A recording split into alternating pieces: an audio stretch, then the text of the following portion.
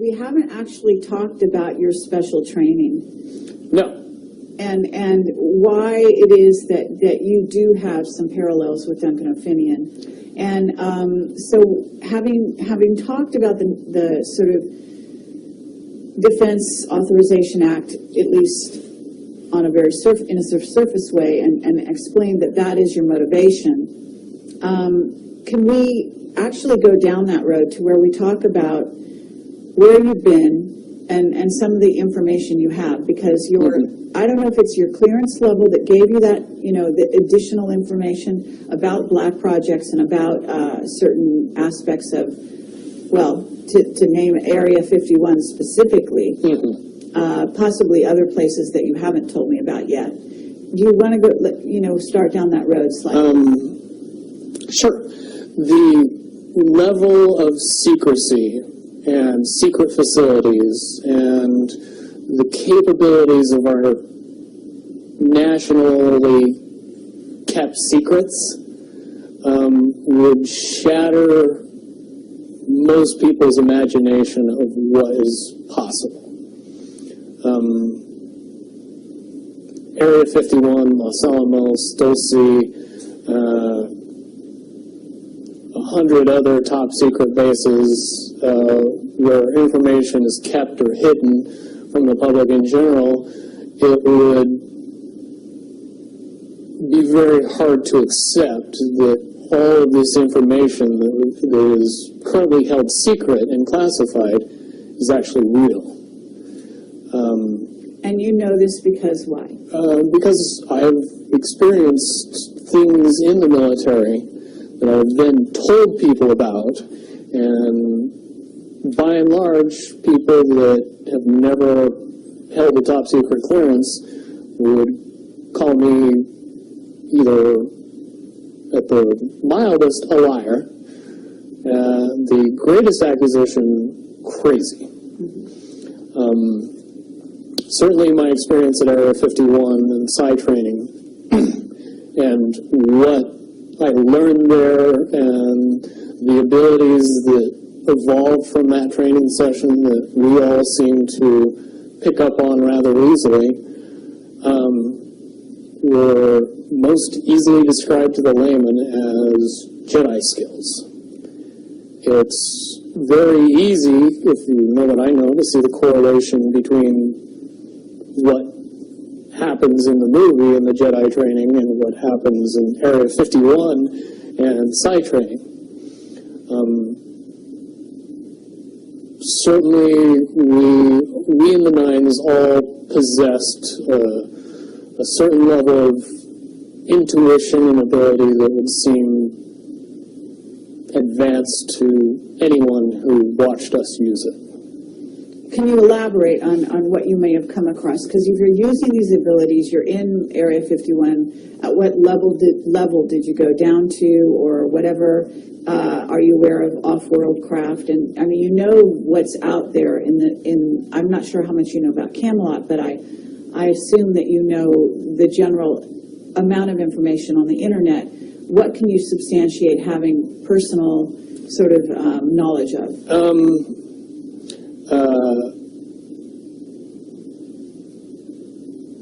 Extra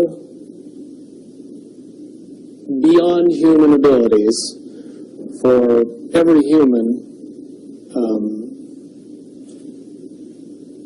not subject to popular belief, but we as human beings are far more capable of using many, many advanced skills beyond 5 senses. With a little bit of training and the knowledge that it was actually possible, most people could accurately predict the possibilities of the future, to know when other people were thinking about them, pick up on what is easy to describe as reading people, where you don't really need to use your 5 senses to be able to know what somebody else is thinking or feeling. A lot of that has to do simply with the belief that, and the understanding that it's possible. That opens up a lot of doors. Finian talks about having been enhanced physically. Do you feel that you were enhanced physically? No. When I hear Duncan's story, the things that he experienced are very similar to what I experienced, based on the fact that you were never told that the actual belief in what you were doing was giving you the ability. You were giving something, a caveat, a carrot, an enhancement. They could jam a small piece of metal in your arm, and that's enough to get you believing that you have these abilities, and they turn on. But one really doesn't have anything to do with the other, per se. I have had a device implanted in me, and I later was of the understanding that that device did not do what I was told it was doing. It was not to provide enhancement, it was to provide monitoring. Mm-hmm. And but you're basically saying that it's the mental abilities that you, it's like placebo in a sense, as long as you believe it, it's the placebo effect, gives you that ability to do superhuman type things. Right. And that's very important because if you teach people these things, you want to be able to turn those things off. If you want to. You want to take those abilities away from people if you don't want them to have them anymore. So if you tell them the true nature of the abilities, then you can't take belief away anymore. You have to pull the piece of metal out of the arm that says you don't have the enhancement anymore. Well, it's the Tin Man. Yes. And, being told that he doesn't have a heart, he needs to have a heart installed, when in fact he had a heart all along. Exactly. Or maybe that's the lion. I forget who. But several. Lion was courage, but yeah. Yeah, several of the beings in that story.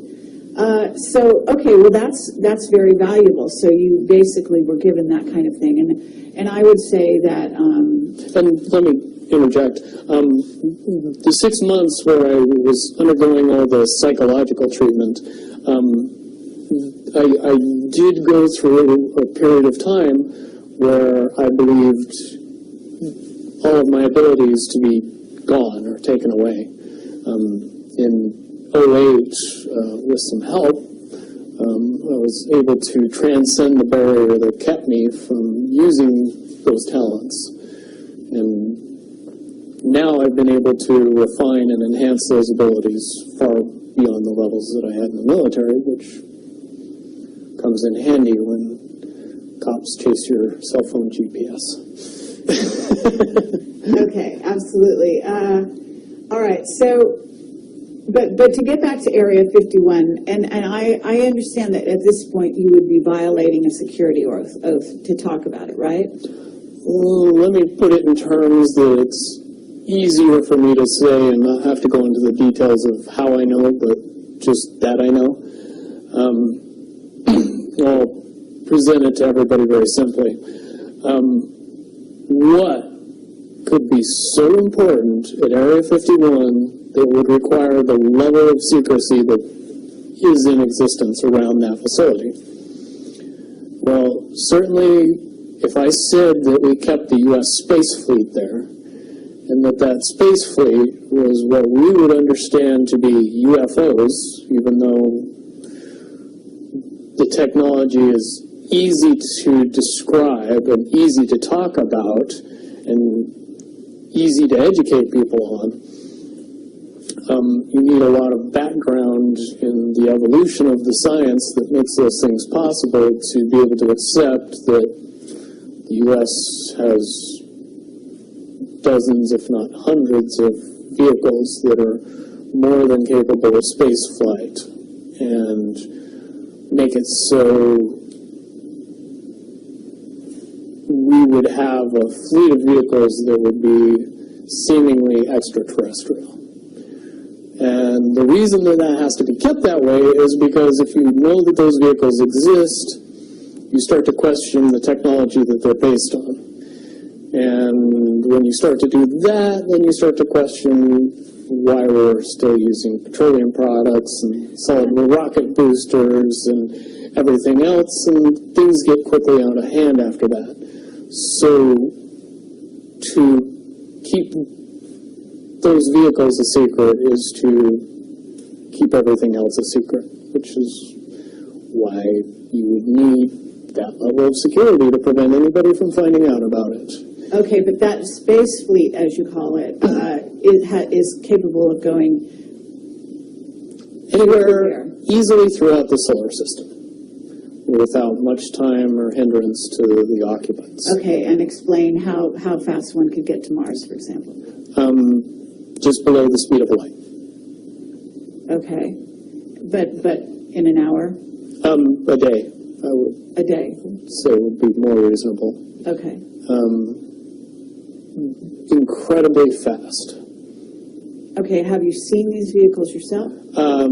I've seen one type of one vehicle. Okay. And compared to when I saw it, which was more than 10 years ago, and what should exist now, I would say that it was a tinker toy bucket of parts compared to what we should have in existence now, based on the evolution of the technology that I know. As far as off-road basis, I do not possess any personal knowledge. I do, however,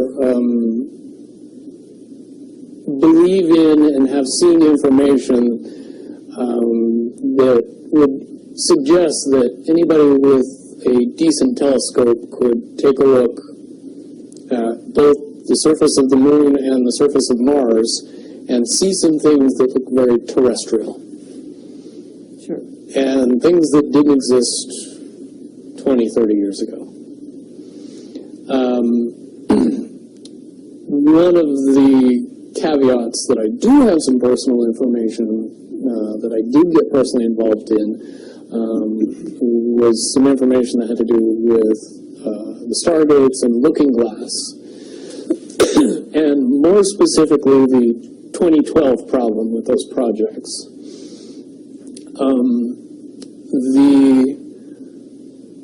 I guess, popular opinion of what's out there right now is that the project was shut down because there was a problem when we approached 2012. I've heard it described a number of ways, but to my knowledge, the problem is that the timelines converge on that point in time. And when you know enough about the Stargate projects and the Looking Glass project to know that how string theory works and how the possibility of possibilities works and how making one choice over here doesn't necessarily mean that the other choice couldn't exist at the same time. But once you get your brain wrapped around this subject, you find out that at the end of 2012, in an easy way to put it, the choices that we make become less and less consequential to the future. And eventually we're pushed into this bottleneck of time, no matter which choice we make. And that's important to the people that had access to Looking Glass because they would use Looking Glass knowing the choices that they would make and the future would pop up. The big mistake was coming up with the possibility of future. And when we started using a computer to say, well, if we make this choice, it's 79% possible that this scenario happens, and 23% possible or whatever, I'm using round numbers, that this scenario would happen. The understanding at the time was that was realistic. However, if you go down the road further and free will continues to exercise itself on this game, that 79% possibility sometimes changes very, very fast. But if you look at the situation in a point of time, it seems very realistic that that's the greatest possibility. What happened was people, very smart people, began to figure out that something big was coming up. Something that made it so all the possibilities of all the future scenarios of any choice, any possibility that was fed in and observed through the looking glass inherently ended up in the same future. And no decision, no possibility changed past a certain point. That's the big secret. Okay, so is that certain 2012 in your understanding? It well coincides with December 21st, 2012. So at that point, all possibilities lead to the same Timelines. lexicon. All possible timelines lead to the same basic set of history in the future. And what is that history to you? Did you know that, or did you find that out? That is the big question. That is the big secret. That is what sends everybody that has all of the information, that knows everything, into a blind panic. The people that know everything about Looking Glass, that have gotten all the reports and all the information, the elites of the world, probably figured out that that was the end of the game. And nothing could be manipulated beyond that point. So do you think that's held true? In other words, well, I have about 60 questions, but do you think that's true or holding true, that nothing can be manipulated, that they haven't found a way to manipulate, that's still the case? I mean, this is knowledge that you would have gained back when?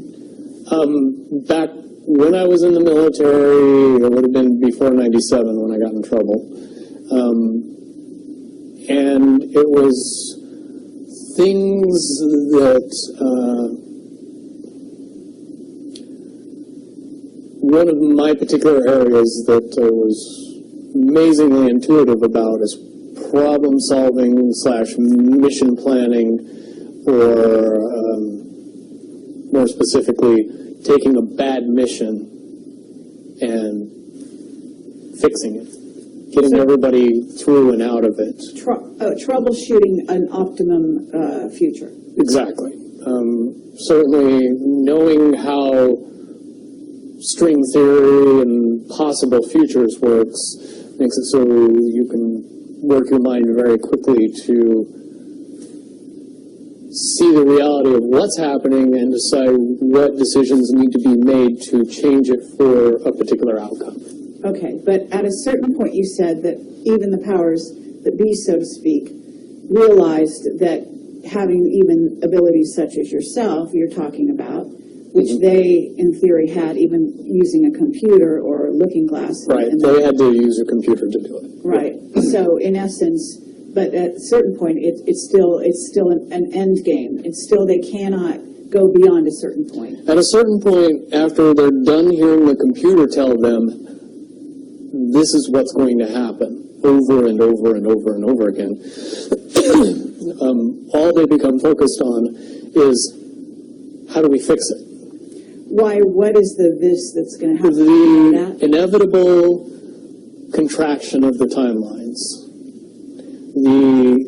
But what does that mean for this reality? Do you know that? I don't know that. What I do know is that I was called in and asked to solve this problem, this timeline contraction problem. And I eventually did my due diligence and did all the investigating and basically only had one piece of information, and that was reinforcement. The computer's right. The timelines will contract down to some inevitable thing that you guys won't tell me about, so I can't help you. But it's, what you're basically, you came back with was, it is inevitable. There is an inevitable event. It's been forecast, it's been predicted, it's been fed to us in a slop trough of what they want us to believe will happen. But they don't However, they don't actually have control over what happens. They only have control over the reaction, and it seems that no matter what they try to do to cause their desired reaction, it's going to have an opposite effect. Interesting. Now, it's much, much easier for me to explain today what that process is as opposed to back then. But if I had to give it a name, I would say it's the awakening process.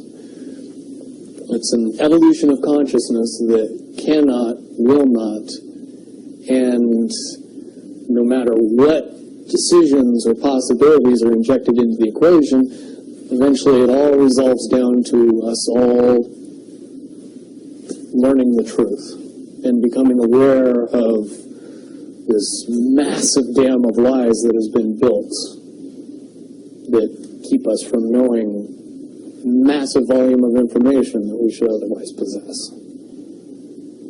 Okay, well that's very, very monumental to be told that from a person in your perspective, who's had your background and your exposure. Is it your understanding that the notion that Looking Glass has been, that there are various looking glasses around the globe supposedly, that according to Dan Burish were shut down. Is it your understanding they're actually not shut down? I believe that they're shut down because they are all saying the same thing, and they're completely useless at this point. Is what you're saying. Right. It's like the Wicked Witch, looking into the, magic mirror and always getting the same answer. Well, if you were always getting the exact opposite of the answer that you wanted, you'd stop talking to the mirror. And that's essentially what happened with Looking Glass, is not only did they not want people to use it anymore because they knew it was just going to burp out the same thing, but at the same time, they didn't want anybody else to know what it was saying, I'm sure. Because they would lose control. Because that information was of a monumental concern when I was in the military about how to prevent this inevitability. Now, at first, I thought it was end of the world. Now I see end of the world as end of their world. Well said. Okay. But are you aware, do you know the difference between Looking Glass and the yellow cube? Yes. Okay. And are you aware of what happened to the yellow cube and how it was used and so on? I believe that the yellow cube still exists. I can't say for certain if it's on this planet, but I would say that it's definitely protected from use at this point. Okay, well that coincides with the testimony we got. Can you also verify that leaders of... But let me say one thing about the yellow book and its differences with Looking Glass. The yellow cube or the yellow book would give you your possible future. Yes. So it took basically the choices that you would inherently make along a timeline and tell you what that timeline would be, given that you made all the choices that your brain would make. Well, this is exactly what I was just going to ask you. What we were told is that leaders of governments and so on, people in high places, politically, would use this to try to see their most optimum future and then follow those. So they were using it to enhance their wealth, et cetera, Yeah. in a very egotistical way. And that was part of the problem with it. And that supposedly one of the specific things we were told had to do with Hillary. Are you aware of any of that? You mean the 2012 prediction for her? Well, will you tell me what you know? I don't have any first-hand knowledge of this. This is all back alley information. But one of the last predictions that was put out by the Yellow Cube was that, for all intents and purposes, and this is just my level of understanding, is that Hillary Clinton would be president in 2012. And when the Yellow Cube is involved, it leads me to question what I know about Looking Glass and string theory along with that. The first question that anybody that knew anything about the process would know is who was using the cube when it made that prediction. If I knew that, then I could tell you why it would predict what it predicted. Wasn't there also an issue with, I'm not sure, but in using the Yellow Cube, Yellow Book, however you want to term it, that they actually had to use it through an intuitive who had a high vibration, had to be in the vicinity to, in a sense, be the go-between between the person who wanted to use the cube and the cube itself, because normally they didn't have the vibration necessary. Correct. And that is a process that would prevent anomalies from popping out in predictions. But it wouldn't completely... No, and I'll tell you why. If it was used properly by somebody that knew how to use it and could eliminate their thought process from the machine's effective use, it would be very easy to get an exact, what future holds. Right. However, anybody that has that ability would inherently know that that information could not be given and would be protected. And that inherent notion would inject something into the Yellow Cube or the Yellow Book that would give an inaccurate statement. Just by the person that's using its intuition saying, if I tell the truth, it'll be bad. So the higher levels pick up on that and throw out a different scenario that isn't the truth. It's in a sense the feedback loop gets dirtied somewhere along the line by exposure. And that's why those pieces of technology should have never been used by humanity in its current level of understanding. Because for all intents and purposes, the technology doesn't work right when we use it. Right, I totally get that. Okay, so to get back to Looking Glass and possible futures that they do converge, and the notion of, is there anything else that you can tell us, that you would want to tell us about that and the rest of the laundry list of sort of information that you had directly to either for yourself or through someone that you had vetted? The biggest cherry on top of all this conversation would be a synopsis to say that if I could convince everybody out there that, for all intents and purposes, what we believe to be true eventually becomes true. If somebody convinces us that a major disaster is going to happen in the very near future, a major disaster happens in the very near future. If we don't buy into that fear and accept that there's really nothing that we know is going to happen, and accept whatever happens, that makes the convergence of the timelines happen as naturally as possible.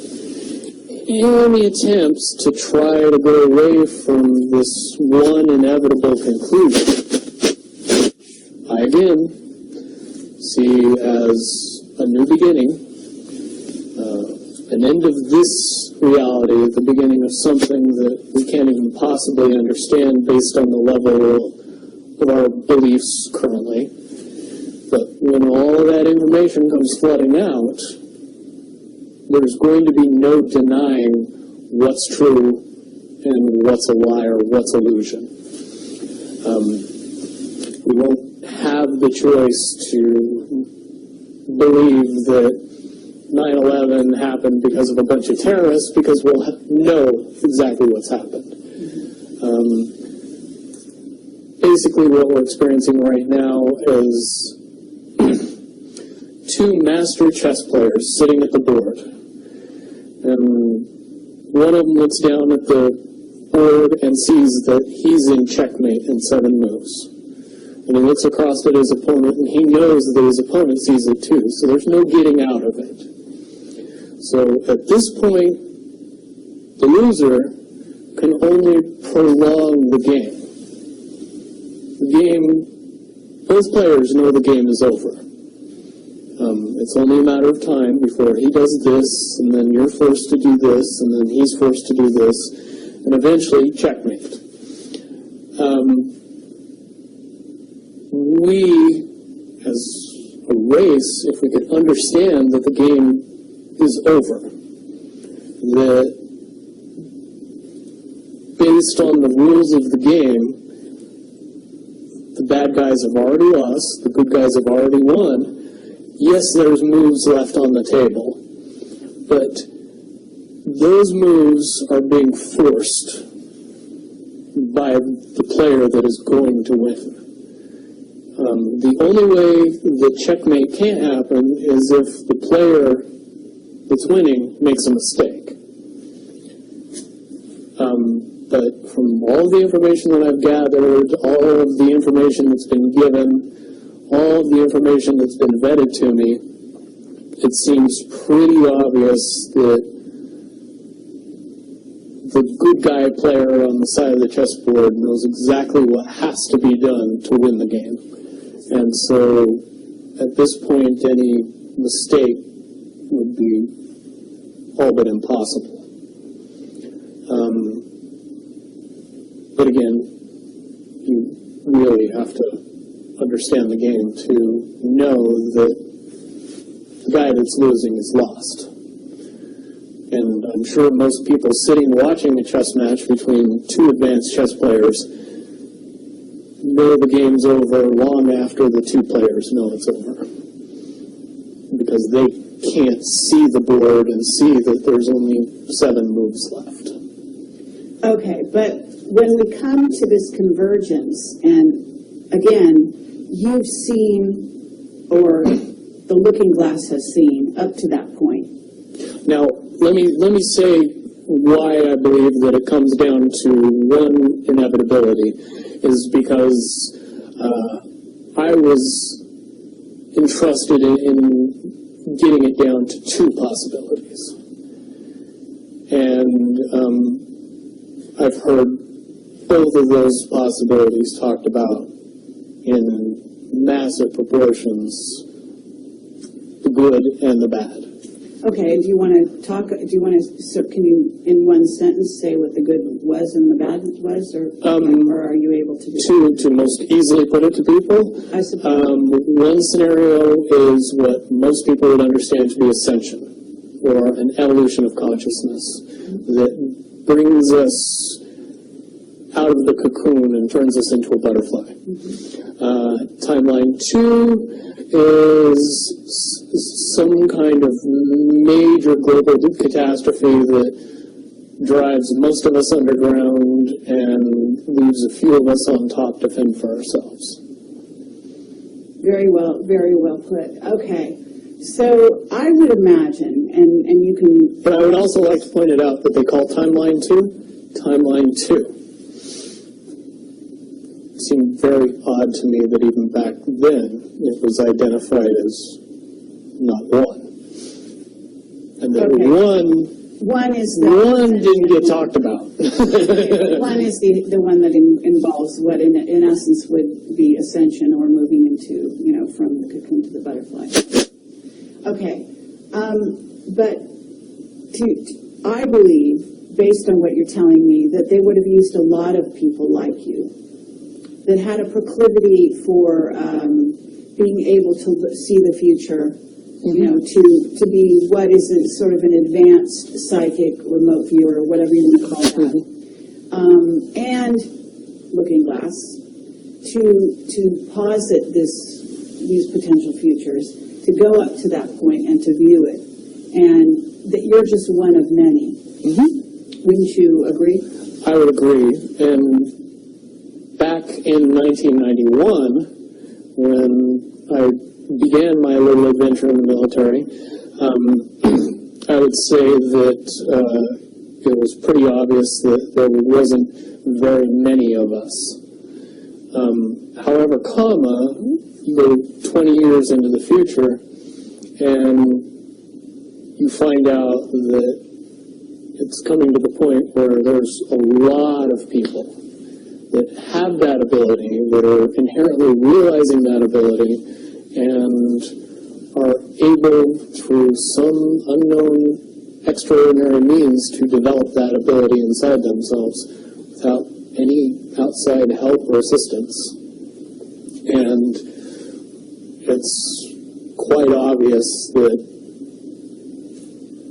as far as advanced intellectual abilities, as far as simple intelligence levels, and cognitive skills of the human race has increased exponentially in the past 20 years. And people that were 10 years old in 1991 are now 30 years old and fully awake and conscious of this burning inside that says, I am a lot more than what I see in the mirror. Absolutely. Okay. I do have a question in regard to what the military-industrial complex has been working on. Because with the knowledge that you say they have, assuming that they have this level of knowledge that you're talking about, right? In other words, of the timelines converging and the fact that there was going to be something. And I don't know if you saw the movie or the TV show Fast Forward.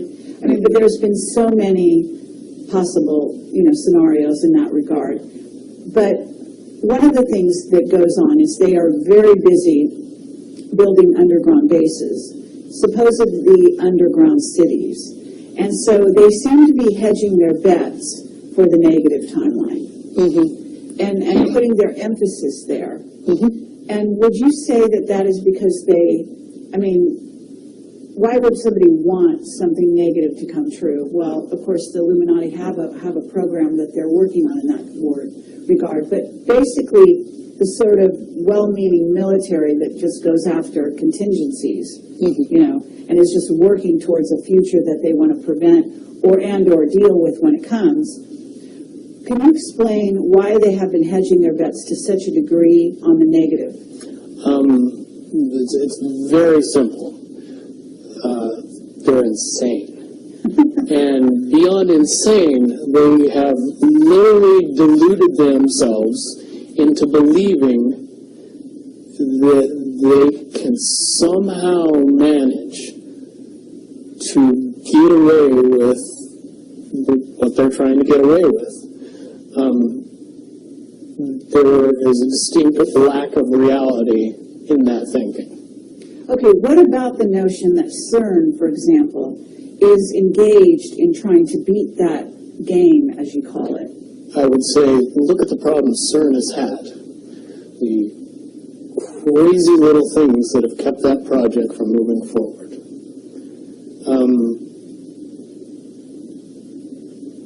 Certainly, they have never even come close to getting that project to the level that they want it to be to do what they really want to do with it.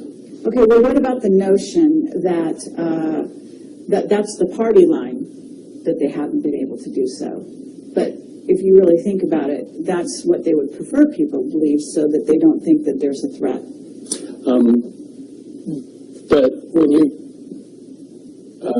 listen to the interviews of the scientists that are working on the project, even they say that it seems like somebody or something from the future won't let them get that project done. And the craziest little things have caused massive damage to that project. And when you get the foremost thinker in string theory saying, yeah, I don't think we're going to do it because I don't think fate wants us to do it, that says something about a scientist. Okay, so, well, thank you very much. I think that at this point we're going to have to close this down unless there's any other things that you think that we haven't covered or that we could possibly touch on that you want out there. No, I don't think we'd get any further tonight. Certainly, from what I know, the questions will come out, and be more than happy to do a live feed after that and answer any questions that anybody comes up with from this interview. Wonderful. All right. Well, thank you very much, Bill Wood, for your service to humanity. Well, hopefully I can get everybody else working towards that goal as well. Absolutely. Well, apparently, regardless of which way they work, the convergence will happen. Yeah, there's a certain element of pain that we can reduce by just not accepting that we don't have choices in the matter. Sitting back and waiting for the aliens to fix everything isn't going to help. Absolutely. If we are inevitably coming to a rising consciousness, we should start trying to elevate our consciousness as fast as humanly possible and make that transition a lot easier when it comes.